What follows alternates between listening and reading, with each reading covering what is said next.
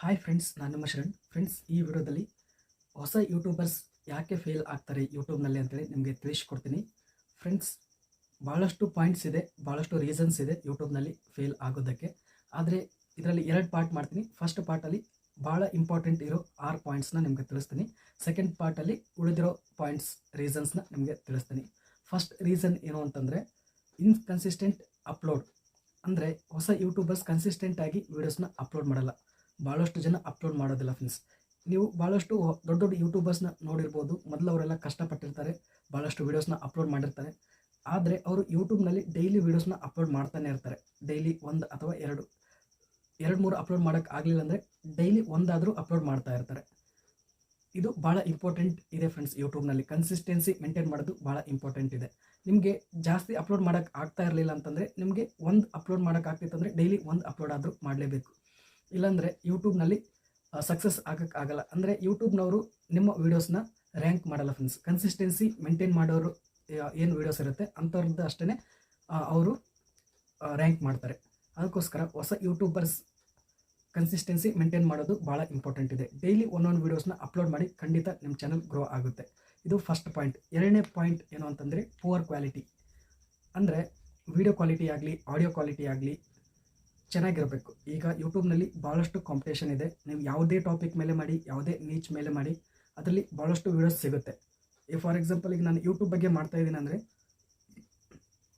YouTube ಬಗ್ಗೆ ಕನ್ನಡದಲ್ಲಿ ಭಾಳಷ್ಟು ವೀಡಿಯೋಸ್ ಸಿಗುತ್ತೆ. ಈಗ ನನ್ನ ವೀಡಿಯೋ ಕ್ವಾಲಿಟಿ ಆಗಲಿ, ಆಡಿಯೋ ಕ್ವಾಲಿಟಿ ಆಗಲಿ ಚೆನ್ನಾಗಿರಲಿಲ್ಲ ಅಂತಂದರೆ ಭಾಳಷ್ಟು ಜನ ಒಂದು ಸ್ವಲ್ಪ ಹೊತ್ತು ನೋಡಿದಾದ್ಮೇಲೆ ಅವರು ಬಿಟ್ಟೋಗ್ಬಿಡ್ತಾರೆ. ಇದರಿಂದ ನಾವು ವೀಡಿಯೋದ ಮೇಲೆ ಎಫೆಕ್ಟ್ ಆಗುತ್ತೆ.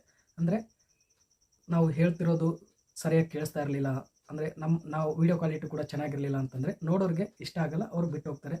ನಮ್ಮದೇ ಟಾಪಿಕ್ ಮೇಲೆ ಬೇರೆ ವೀಡಿಯೋಸ್ ಇರುತ್ತೆ, ಒಂದು 5-6 ವೀಡಿಯೋ ಈ ಕಾಂಟೆಂಟ್ ಮೇಲೇ ಮಾಡಿರ್ತಾರೆ, ಈ ಟಾಪಿಕ್ ಮೇಲೆ ಮಾಡಿರ್ತಾರೆ. ಇದನ್ನು ಬಿಟ್ಟು ಬೇರೆ ವೀಡಿಯೋನ ಕ್ಲಿಕ್ ಮಾಡಿ ನೋಡ್ತಾರೆ. ಆ ವಿಡಿಯೋ ಚೆನ್ನಾಗಿತ್ತು ಅಂತಂದರೆ ಕೊನೆವರೆಗೂ ನೋಡ್ತಾರೆ. ಸ್ವಲ್ಪ ಜನ ಈ ಥರ ಮಾಡಿದರು ಅಂತಂದರೆ ಯೂಟ್ಯೂಬ್ ನಮ್ಮ ವೀಡಿಯೋನ ರ್ಯಾಂಕ್ ಮಾಡಲ್ಲ, ಅವ್ರ ವೀಡಿಯೋ ರ್ಯಾಂಕ್ ಮಾಡುತ್ತೆ. ಯಾವ ವೀಡಿಯೋ ಜಾಸ್ತಿ ಹೊತ್ತು ನೋಡ್ತಾರೆ ಜನ, ಅಂಥ ವೀಡಿಯೋಸ್ನ ರ್ಯಾಂಕ್ ಮಾಡ್ತಾರೆ. ಅದಕ್ಕೋಸ್ಕರ ವೀಡಿಯೋ ಕ್ವಾಲಿಟಿ ಆಗಲಿ, ಆಡಿಯೋ ಕ್ವಾಲಿಟಿ ಆಗಲಿ ಇಂಪಾರ್ಟೆಂಟ್ ಇದೆ. ಜಾಸ್ತಿ ದುಡ್ಡು ಕೊಟ್ಟು ಕ್ಯಾಮ್ರಾ ತೊಗೋಬೇಕು, ಜಾಸ್ತಿ ದುಡ್ಡು ಕೊಟ್ಟು ಮೈಕ್ನ ಪರ್ಚೇಸ್ ಮಾಡಬೇಕು ಅಂತೇನಿಲ್ಲ. ನಿಮ್ಮ ಮೊಬೈಲ್ನಲ್ಲೇ ಶೂಟ್ ಮಾಡಿದರೆ ಚೆನ್ನಾಗಿರುತ್ತೆ. ಈಗ 10-12 ಸಾವಿರ ಮೊಬೈಲ್ ಚೆನ್ನಾಗಿ ವೀಡಿಯೋ ಕ್ವಾಲಿಟಿ ಇರುತ್ತೆ. ಮತ್ತು ಬೋಯಾ ಮೈಕ್ನ ನೀವು ಪರ್ಚೇಸ್ ಮಾಡಿದ್ರೆ 800 ರುಪೀಸ್ ನಿಯರ್ ಇದೆ. ಅದು ಪರ್ಚೇಸ್ ಮಾಡಿದ್ರೆ ವೀಡಿಯೋ ಕ್ವಾಲಿಟಿ, ಆಡಿಯೋ ಕ್ವಾಲಿಟಿ ತುಂಬ ಚೆನ್ನಾಗಿರುತ್ತೆ. ಇಷ್ಟನ್ನು ನೀವು ಮಾಡಿ. ಇದು ಎರಡನೇ ರೀಸನ್ ಇದೆ ಯೂಟ್ಯೂಬರ್ಸ್ ಫೇಲ್ ಆಗೋದಕ್ಕೆ. ಮೂರನೇ ರೀಸನ್ ಏನು ಅಂತಂದರೆ ಲ್ಯಾಕ್ ಆಫ್ ನೀಚ್.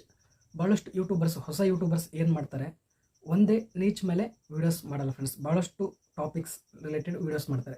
ಫಾರ್ ಎಕ್ಸಾಂಪಲ್, ಈಗ ನಂದೇ ತೊಗೊಳ್ಳಿ. ಈಗ ನಾನು ಯೂಟ್ಯೂಬ್ ಬಗ್ಗೆ ಮಾಡ್ತಾ ಇದ್ದೀನಿ ಅಂತಂದರೆ ಯೂಟ್ಯೂಬ್ ಬಗ್ಗೆನೇ ಮಾಡಬೇಕು, ಬೇರೆ ಕಂಟೆಂಟ್ ಬಗ್ಗೆ ಮಾಡಬಾರ್ದು. ಇದು ಯೂಟ್ಯೂಬಲ್ಲಿ ಮೇನ್ ರೀಸನ್. ಅಂದರೆ ಗ್ರೋ ಆಗಲ್ಲ ಫ್ರೆಂಡ್ಸ್. ಫಾರ್ ಎಕ್ಸಾಂಪಲ್, ಬೇರೆಯವರು ಏನು ಮಾಡ್ತಾರೆ, ಒಬ್ಬೊಬ್ಬರು ಲೇಡೀಸ್ ತೊಗೊಳ್ಳಿ, ಒಬ್ಬೊಬ್ಬರು ರಂಗೋಲಿ ವೀಡಿಯೋಸ್ನ ಅಪ್ಲೋಡ್ ಮಾಡ್ತಾರೆ. ಸ್ವಲ್ಪ ದಿನ ವ್ಯೂಸ್ ಬರಲಿಲ್ಲ ಅಂತಂದರೆ ನೆಕ್ಸ್ಟ್ ಕುಕಿಂಗ್ ರಿಲೇಟೆಡ್ ವೀಡಿಯೋಸ್ನ ಅಪ್ಲೋಡ್ ಮಾಡ್ತಾರೆ. ಅದರಲ್ಲೂ ಬರಲಿಲ್ಲ ಅಂತಂದರೆ ಮತ್ತೆ ಬೇರೆ ಅವ್ರಿಗೇನೇನು ಟ್ಯಾಲೆಂಟ್ ಇರುತ್ತೆ, ಸ್ಟಿಚಿಂಗ್ ರಿಲೇಟೆಡ್, ಬಟ್ಟೆ ಹೊಲಿಯೋದಿರುತ್ತಲ್ಲ ಅದ್ರ ರಿಲೇಟೆಡ್ ಅಪ್ಲೋಡ್ ಮಾಡ್ತಾರೆ.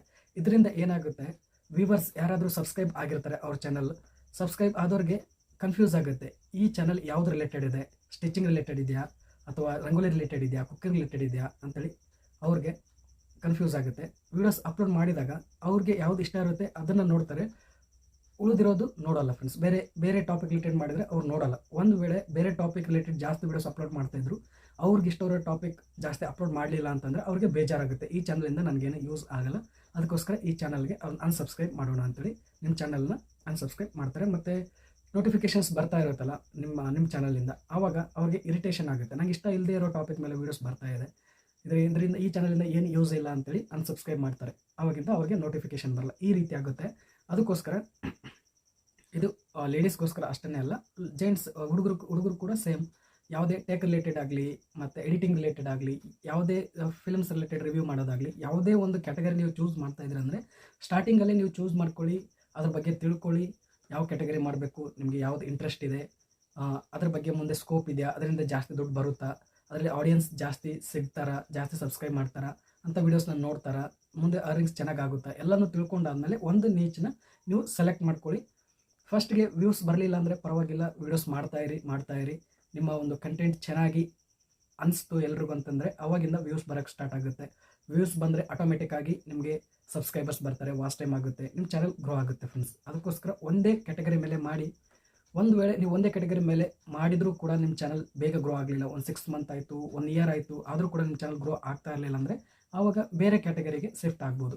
ಈ ರೀತಿ ಯಾವ ರೀತಿ ಶಿಫ್ಟ್ ಆಗೋದು ಅಂತಂದರೆ, ನೀವು ಒಂದು ಕ್ಯಾಟಗರಿ ಮಾಡ್ತಾ ಇರ್ತೀರ, ಅವಾಗ ಸ್ವಲ್ಪ ನಿಮ್ಮ ಬೇರೆ ಕ್ಯಾಟಗರಿ ಯಾವ್ದು ಇಷ್ಟ ಇರುತ್ತೆ, ಯಾವುದು ಕ್ಯಾಟಗರಿನಲ್ಲಿ ಜಾಸ್ತಿ ಸ್ಕೋಪ್ ಇದೆ, ಜಾಸ್ತಿ ರನ್ನಿಂಗ್ಸ್ ಆಗ್ತಾ ಇರುತ್ತೆ, ಅದರಲ್ಲಿ ಕೂಡ ನಿಮ್ಗೆ ನಾಲೆಜ್ ಇತ್ತು ಅಂತಂದರೆ ಒಂದು ಸ್ವಲ್ಪ ವೀಡಿಯೋಸ್ನ ಅಪ್ಲೋಡ್ ಮಾಡ್ತಾ ಇರಿ ಅದ್ರ ಬಗ್ಗೆ. ಮತ್ತು ನೀವು ಪ್ರೆಸೆಂಟ್ ಏನು ಮಾಡ್ತಾರೆ ಅದ್ರ ರಿಲೇಟೆಡ್ನು ಮಾಡ್ತಾ ಇರಿ. ಯಾವಾಗ ಅದ್ರ ಅಂಥ ವೀಡಿಯೋಸ್ ವೈರಲ್ ಆಗಿ ಸ್ಟಾರ್ಟ್ ಆಗುತ್ತೆ ಆವಾಗ ಫಸ್ಟ್ ಮಾಡೋ ಕಂಟೆಂಟ್ನ ಬಿಟ್ಬಿಟ್ಟು ಅದೇ ಕಂಟೆಂಟ್ನ ನೀವು ಅಪ್ಲೋಡ್ ಮಾಡ್ಬೋದು. ಈ ರೀತಿ ಭಾಳಷ್ಟು ಜನ ಮಾಡಿದ್ದಾರೆ, ಸಕ್ಸಸ್ ಕೂಡ ಆಗಿದ್ದಾರೆ ದೊಡ್ಡ ದೊಡ್ಡ ಯೂಟ್ಯೂಬರ್ಸ್. ಈ ರೀತಿ ಎರಡನೇದು ಮಾಡ್ಬೋದು. ನಾಲ್ಕನೇದೇನು ಅಂತಂದರೆ neglecting SEO, search engine optimisation ಅಂತೇಳಿ. ಅಂದರೆ ನೀವು ವೀಡಿಯೋಸ್ನ ಅಪ್ಲೋಡ್ ಮಾಡ್ತೀರಾ, ಆದರೆ ಯೂಟ್ಯೂಬ್ ಹೇಗೆ ವರ್ಕ್ ಆಗುತ್ತೆ, ವ್ಯೂಸ್ ಹೇಗೆ ಬರುತ್ತೆ, ಸಬ್ಸ್ಕ್ರೈಬರ್ಸ್ ಹೇಗೆ ಬರ್ತಾರೆ, ನಿಮ್ಮ ಚಾನಲ್ ಹೇಗೆ ಗ್ರೋ ಆಗುತ್ತೆ, ವೀಡಿಯೋಸ್ ಹೇಗೆ ವೈರಲ್ ಆಗುತ್ತೆ, ಅದೆಲ್ಲ ನೀವು ಬೇಕಾಗುತ್ತೆ. ಯೂಟ್ಯೂಬ್ ಬಗ್ಗೆ ನೀವು ತಿಳ್ಕೊಬೇಕಾಗತ್ತೆ, ಸ್ವಲ್ಪನಾದರೂ ತಿಳ್ಕೊಬೇಕಾಗುತ್ತೆ. ಫುಲ್ ತಿಳ್ಕೊಬೇಕು ಅಂತೇಳಿ ನಾನು ಹೇಳ್ತಾ ಇಲ್ಲ. ನಿಮಗೆ ಅವಶ್ಯಕತೆ ಎಷ್ಟಿರುತ್ತೆ ನಿಮ್ಮ ಚಾನಲ್ ಗ್ರೋ ಮಾಡೋದಕ್ಕೆ ಅಷ್ಟಾದರೂ ನೀವು ತಿಳ್ಕೊಬೇಕು. ವ್ಯೂಸ್ ಪಡಿಬೇಕು ಅಂತಂದರೆ ನೀವು ಟೈಟಲ್ನ ಚೆನ್ನಾಗಿ ಬರಿಬೇಕಾಗುತ್ತೆ, ಡಿಸ್ಕ್ರಿಪ್ಷನ್ನ ಜಾಸ್ತಿ ಬರಿಬೇಕಾಗುತ್ತೆ, ಹೇಗೆ ಬರಿಬೇಕು, ಟ್ಯಾಗ್ಸ್ನ ಹೇಗೆ ಹಾಕಬೇಕು, ಈ ರೀತಿ ಎಲ್ಲನೂ ತಿಳ್ಕೊಂಡು ಆದಮೇಲೆ ನಿಮಗೆ ವೀಡಿಯೋಸ್ನ ಅಪ್ಲೋಡ್ ಮಾಡಿದ್ರೆ ಕರೆಕ್ಟಾಗಿ ವ್ಯೂಸ್ ಬರುತ್ತೆ. ಅಂದರೆ ಸ್ಟಾರ್ಟಿಂಗಲ್ಲಿ ವ್ಯೂಸ್ ಬರಬೇಕು ಅಂತಂದರೆ ನಿಮಗೆ ಸಬ್ಸ್ಕ್ರೈಬರ್ಸ್ ಇರಲ್ಲ, ವ್ಯೂಸ್ ಬರಲ್ಲ. ಅದಕ್ಕಾಗಿ ನೀವು ಡಿಸ್ಕವರ್ ಮಾಡಬೇಕಾಗುತ್ತೆ ನಿಮ್ಮ ವೀಡಿಯೋನ ಎಲ್ಲರೂ ಹತ್ತಿರ ಹೋಗೋ ಥರ ಮಾಡಬೇಕು. ಯಾವ ಥರ ಮಾಡಬೇಕು ಅಂದರೆ ಕರೆಕ್ಟಾಗಿ ನೀವು ತಮ್ಮನೆಲ್ಲ ನೀಟಾಗಿ ಎಲ್ಲರೂ ನೋಡಿದ ತಕ್ಷಣ ನೀವು ನಿಮ್ಮ ವೀಡಿಯೋನ ಕ್ಲಿಕ್ ಮಾಡಿ ನೋಡಬೇಕು. ಆ ರೀತಿ ಅಟ್ರಾಕ್ಟಿವ್ ಆಗಿ ತಮ್ಮನೆಲ್ಲ ಕ್ರಿಯೇಟ್ ಮಾಡಬೇಕು. ನೆಕ್ಸ್ಟ್ ಟೈಟಲ್ನ ಬರಿಬೇಕು, ಟ್ಯಾಗ್ಸ್ನ ಚೆನ್ನಾಗಿ ಹಾಕಬೇಕು, ಟ್ಯಾಗ್ಸ್ ಯಾವ ರೀತಿ ಸರ್ಚ್ ಮಾಡಬೇಕು ಎಲ್ಲನೂ ತಿಳ್ಕೊಬೇಕು. ಮತ್ತು ಡಿಸ್ಕ್ರಿಪ್ಷನಲ್ಲಿ ಜಾಸ್ತಿ ಬರಿಬೇಕು ನಿಮ್ಮ ಟಾಪಿಕ್ ಬಗ್ಗೆ. ಅಂದರೆ ಈ ರೀತಿ ಬರೆದ್ರೆ ಅದರಲ್ಲಿ ಕೀವರ್ಡ್ಸ್ ಇರುತ್ತೆ, ಅಂಥ ಕೀವರ್ಡ್ಸ್ ಯಾರಾದರೂ ಸರ್ಚ್ ಮಾಡ್ತಾರೆ, ಸರ್ಚ್ ಮಾಡಿದಾಗ ನಿಮ್ಮ ವಿಡಿಯೋ ಅವ್ರ ಮುಂದೆ ಹೋಗುತ್ತೆ, ಸರ್ಚ್ ರಿಸಲ್ಟಲ್ಲಿ ಬರುತ್ತೆ. ಆವಾಗ ಅವ್ರು ಕ್ಲಿಕ್ ಮಾಡಿ ನೋಡಿದ್ರು ಅಂದರೆ ನಿಮಗೆ ವ್ಯೂಸ್ ಆಗುತ್ತೆ. ಜಾಸ್ತಿ ಹೊತ್ತು ನೋಡಿದ್ರು, ಕಂಟೆಂಟ್ ಚೆನ್ನಾಗಿತ್ತು, ನಿಮ್ಮದು ವೀಡಿಯೋ ಕ್ವಾಲಿಟಿ, ಆಡಿಯೋ ಕ್ವಾಲಿಟಿ ಕೂಡ ಚೆನ್ನಾಗಿತ್ತು ಅಂತಂದರೆ ಜಾಸ್ತಿ ಹೊತ್ತು ನೋಡಿದ್ರು ಅಂದರೆ ಆಡಿಯನ್ಸ್ ರಿಟೆನ್ಷನ್ ಜಾಸ್ತಿ ಆಗುತ್ತೆ. ಆವಾಗ ಯೂಟ್ಯೂಬ್ ಈ ವಿಡಿಯೋ ಚೆನ್ನಾಗಿದೆ, ಆಡಿಯನ್ಸ್ ರಿಟೆನ್ಷನ್ ಜಾಸ್ತಿ ಇದೆ, ಜಾಸ್ತಿ ಹೊತ್ತು ನೋಡ್ತಾ ಇದ್ದಾರೆ ಈ ವಿಡಿಯೋ, ಅದಕ್ಕೋಸ್ಕರ ಈ ವಿಡಿಯೋನ ಎಲ್ಲರೂ ಹತ್ರ ಹೋಗೋ ಥರ ಮಾಡೋಣ ಅಂತೇಳಿ ಅವರು ನಿಮ್ಮ ವಿಡಿಯೋನ ಬೇರೆಯವ್ರ ಹತ್ರ ಸಜೆಸ್ಟ್ ಮಾಡ್ತಾರೆ, ನಿಮ್ಮ ವಿಡಿಯೋ ವೈರಲ್ ಆಗುತ್ತೆ ಫ್ರೆಂಡ್ಸ್. ಈ ರೀತಿ ನೀವು ಎಲ್ಲ ಟೈಟಲ್ ಬರೋದಾಗಲಿ, ಡಿಸ್ಕ್ರಿಪ್ಷನ್ ಬರೋದಾಗಲಿ, ಟ್ಯಾಗ್ಸ್ ಹಾಕೋದಾಗಲಿ ಎಲ್ಲನೂ ಕರೆಕ್ಟಾಗಿ ಮಾಡಬೇಕು ಫ್ರೆಂಡ್ಸ್. ಇದು ಮಾಡಬೇಕು ಅಂದರೆ ನೀವು ಯೂಟ್ಯೂಬ್ ಬಗ್ಗೆ ತಿಳ್ಕೊಳ್ಳೇಬೇಕಾಗುತ್ತೆ.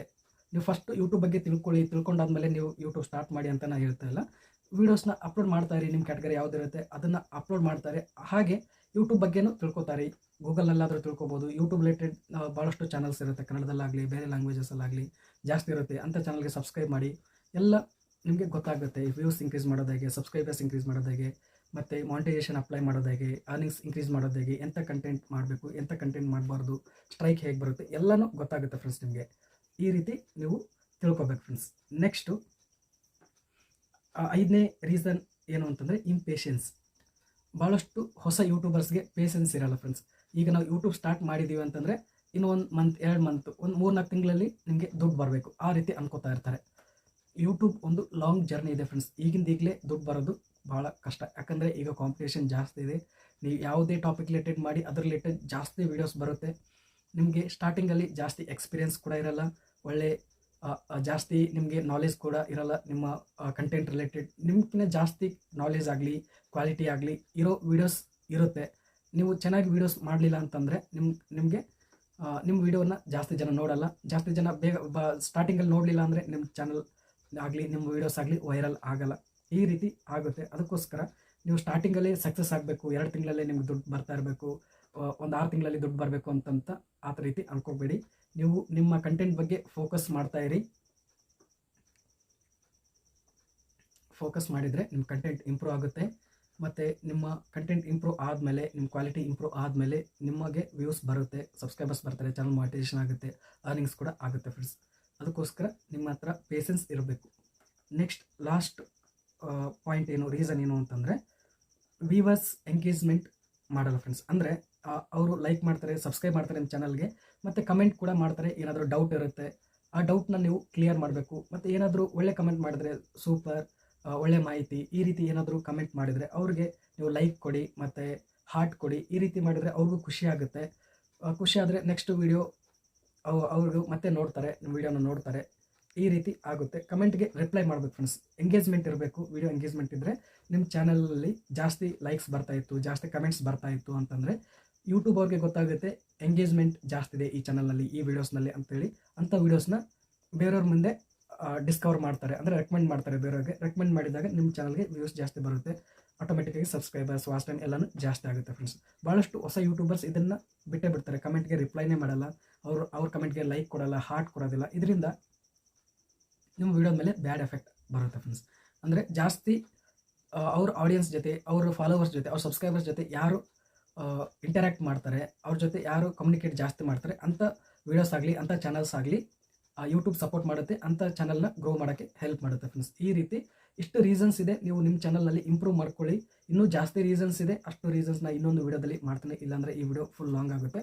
ಅದಕ್ಕೋಸ್ಕರ ನೆಕ್ಸ್ಟ್ ವೀಡಿಯೋದಲ್ಲಿ ಇನ್ನೂ ಏನೇನು ರೀಸನ್ಸ್ ಇದೆ ಎಲ್ಲನೂ ನಿಮಗೆ ತಿಳಿಸ್ತೀನಿ ಫ್ರೆಂಡ್ಸ್. ಈ ವಿಡಿಯೋ ಇಷ್ಟ ಆದರೆ ಪ್ಲೀಸ್ ಲೈಕ್ ಮಾಡಿ, ಚಾನಲ್ಗೆ ಸಬ್ಸ್ಕ್ರೈಬ್ ಆಗಿಲ್ಲ ಪ್ಲೀಸ್ ಸಬ್ಸ್ಕ್ರೈಬ್ ಮಾಡ್ಕೊಳ್ಳಿ. ಇದೇ ರೀತಿ ಯೂಟ್ಯೂಬ್ ರಿಲೇಟೆಡ್ ವೀಡಿಯೋಸ್ನ ಅಪ್ಲೋಡ್ ಮಾಡ್ತಾ ಇರ್ತೀನಿ ಚಾನಲಲ್ಲಿ. Thank you.